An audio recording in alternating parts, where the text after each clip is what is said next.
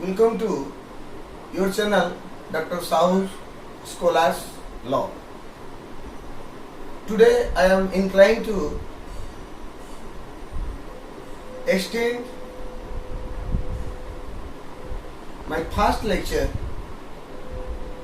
on a mostly demandable topic which has got much more importance in the field of law.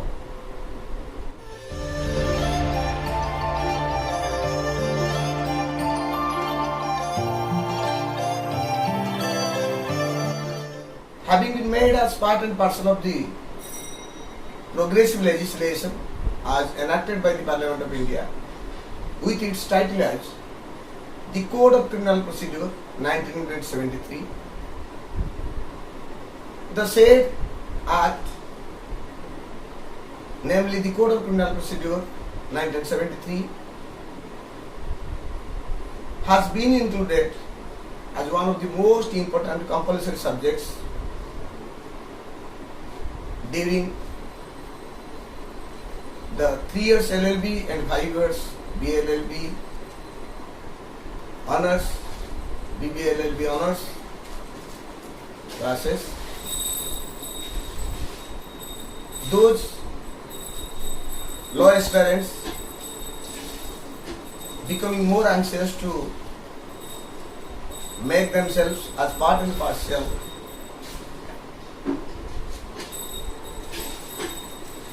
activities of the judiciary by way of qualifying the competitive law related examination like judicial service or other competitive law related examinations. This Code of Criminal Procedure 1973 being a progressive legislation which is very much essence for each and every legal aspirant to acquire the basic knowledge in order to succeed in their future academic prosperity. Before going to discuss the Code of Criminal Procedure at this outset, I am inclined to speak why law is required. It is the obligation of the state to enact different legislations for the purpose to protect the society, to protect the rights of the individual, to maintain peace in the society.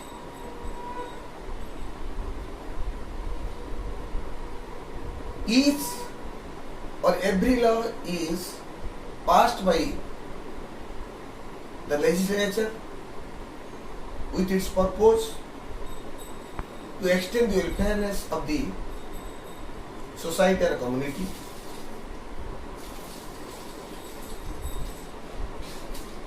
The law which is passed, or if you will speak in India, the large number of legislations have been enacted by the Parliament. Every law is having either substantive in nature or adjective in nature. Today, I have an expectation to speak a brief at a glance on the nature of the Code of Criminal Procedure 1973. It is well known to all that every law is made either having its nature may be substantive or adjective. The Code of Criminal Procedure is such a progressive legislation which is passed by the legislature of our country with a purpose to serve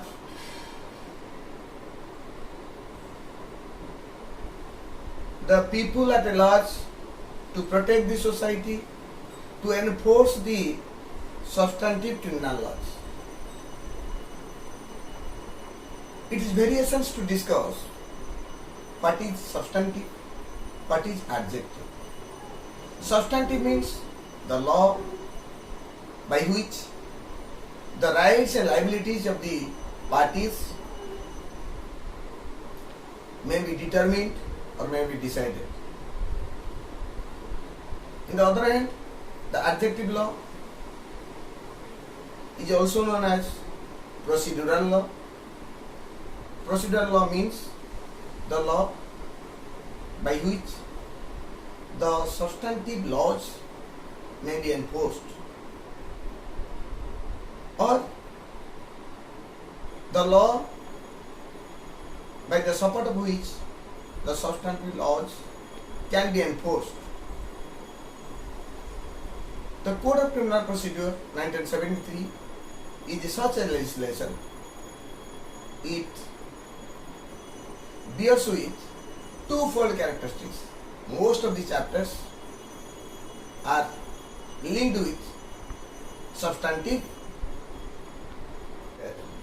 and others are adjective in nature. 1973 being a progressive statute or law, it is passed in the year 1973, but it was brought into force on the date 25th January 1974. The instant legislation is born with 484 sections, read with 37 chapters on different aspects.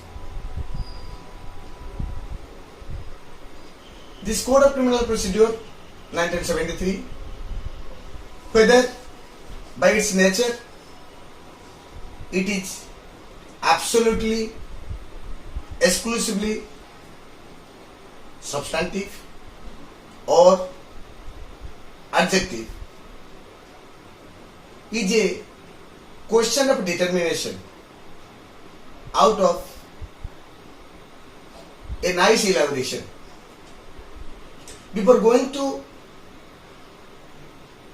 consider whether the Code of Criminal Procedure 1973 is a legislation of substantive nature or adjective nature, it is very essential to know what the term substantive is.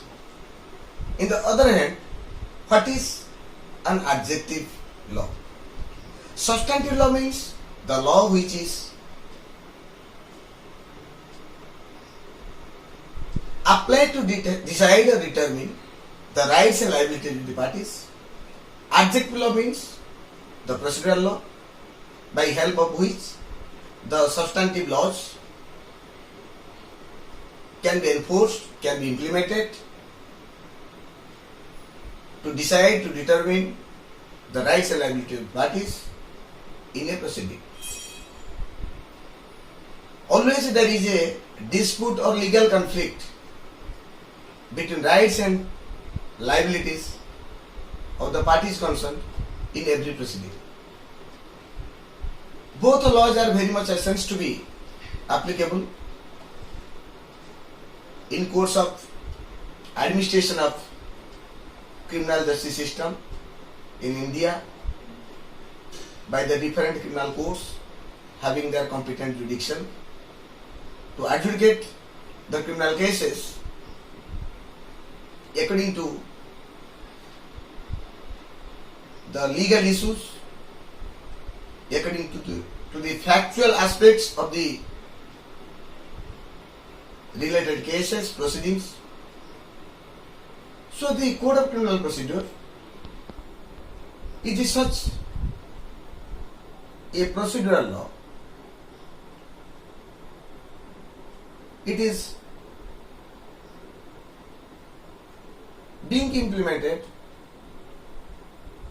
being used as a machinery for enforcement of substantive criminal laws like Indian Penal Code, Dowry Provision Act 1961, Essential Commodities Act,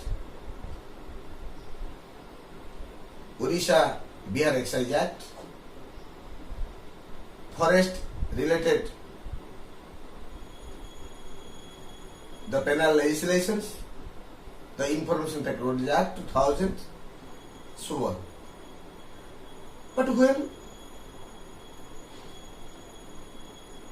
any offence is going to be taken into the notice of the criminal court,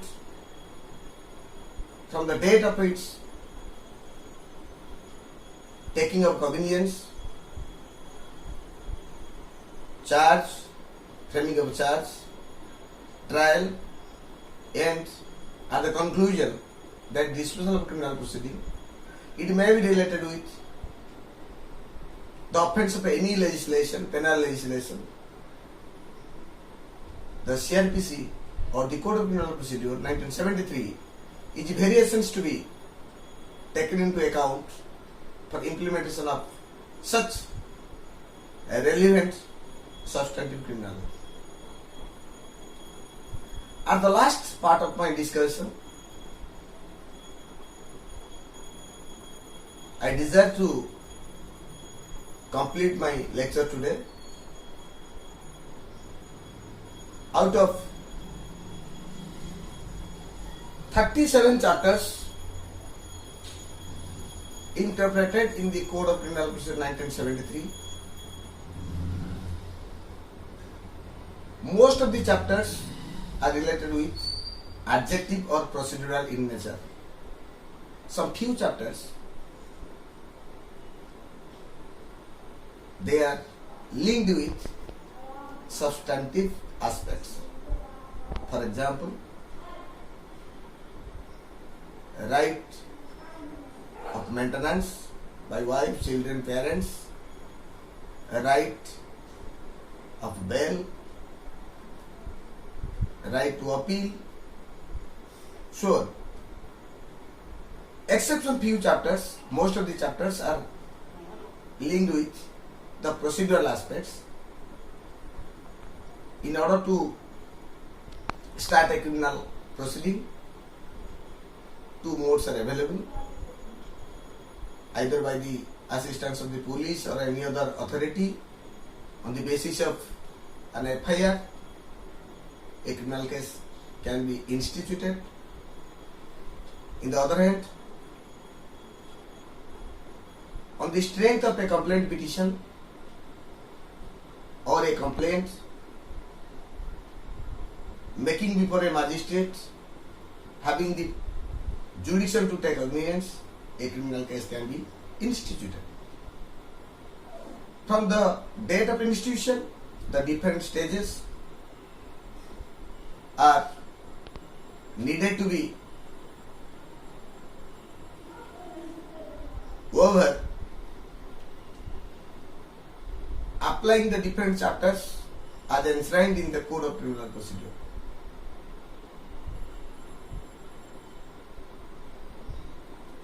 Just I am trying to cite an example.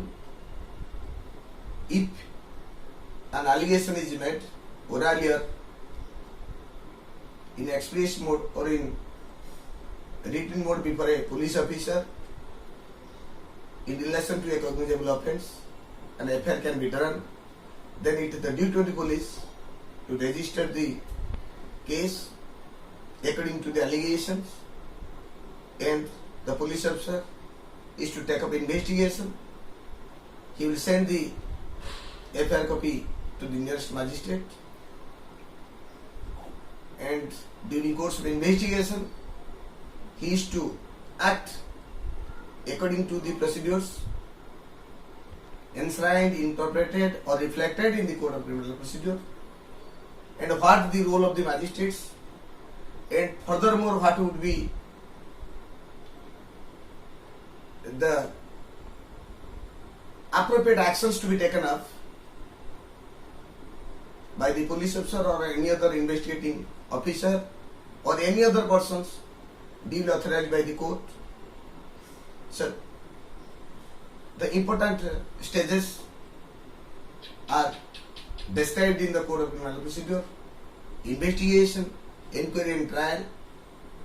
So according to the different stages, the different provisions are set up duly in this code to support the system of investigation, inquiry and trial, and at the conclusion it will be convenient on the part of the competent criminal court to adjudicate the criminal proceedings with a judicial determination whether accused is found guilty or found not guilty. If the accused is found guilty, then there is the probability of pronouncement of a judgment of conviction by the said criminal court having competent jurisdiction. If the accused is found not guilty, then it will be also legally convenient on part of the such presiding officer of the criminal court having competent jurisdiction to pronounce a judgment of acquittal in favor of the accused, or the accused favor, a judgment of acquittal is probable to pass. So, next lecture, I try to my level best to elaborate what are the basic terms required to institute or to start or to bring or to commence a criminal proceeding, and what are the mechanism to be followed in this context. Today this much, giving much thanks. I hope this Dr. Sahu's Scholars Law will definitely support the law aspirants,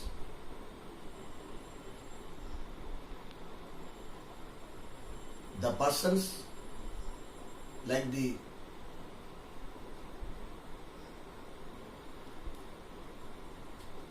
law researchers and any other more having the academic excellency in the field of law. Thanks so much.